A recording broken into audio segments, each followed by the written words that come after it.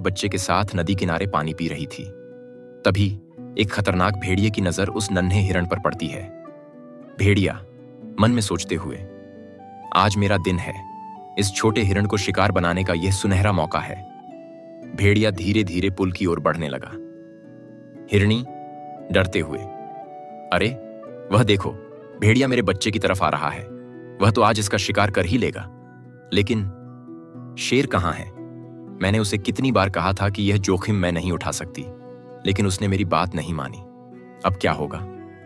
हिरनी घबराई, लेकिन उसने तुरंत एक योजना बनाई। उसने सोचा कि जब तक वह भेड़िए को बातों में उलझा सके, तब तक शेर आ जाएगा। दूसरी ओर शेर जंगल में तेजी से भाग रहा था, लेकिन जल्दबाजी में वह एक गहरे गड्ढे में गिर गया। शेर गड्ढे में फंसकर, अरे नहीं, यह क्या हो गया? मुझे यहां से निकलना होगा।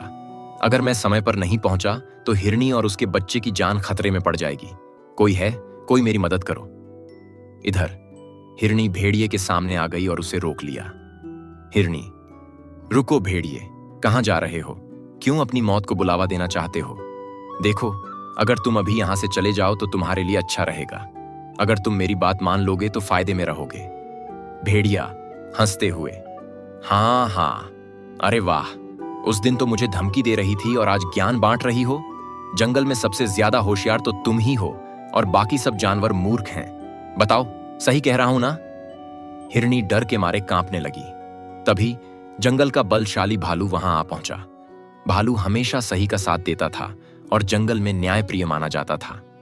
भालू, भेड़िए, यह जंगल तुम्हारे जैसे शिकारी दरिंदों के लिए नहीं है। इस हिरनी और उसके बच्चे को छोड़ दो, नहीं तो अंजाम बहुत बुरा होगा।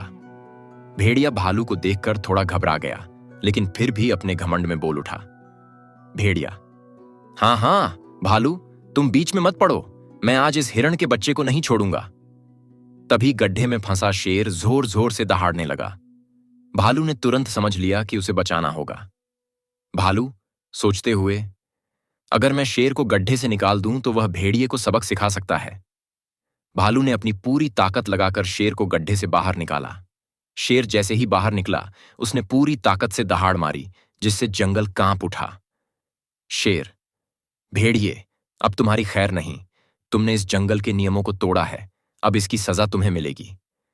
भेड़िया अब पूरी तरह डर चुका था। वह अपनी जान बचाने के लिए वहां से भागने लगा, लेकिन शेर और भालू ने उसे जंगल से भगा दिया। हिरनी रोते हुए अपने बच्चे को गले लगाते हुए, धन्यवाद शेर, धन्यवाद भालू। आज अगर तुम दोनों नहीं होते तो मेरा बच्चा जिंदा नहीं बचता। शेर मुस्कुराते हुए, इस जंगल में सभी को मिलजुल कर रहना चाहिए। अब से कोई भी कमजोर जानवर किसी शिकारी से डरेगा नहीं, क्योंकि हम सब मिलकर उसकी रक्षा करेंगे। भालू और शेर ने मिलकर जंगल में एक नया नियम बनाया।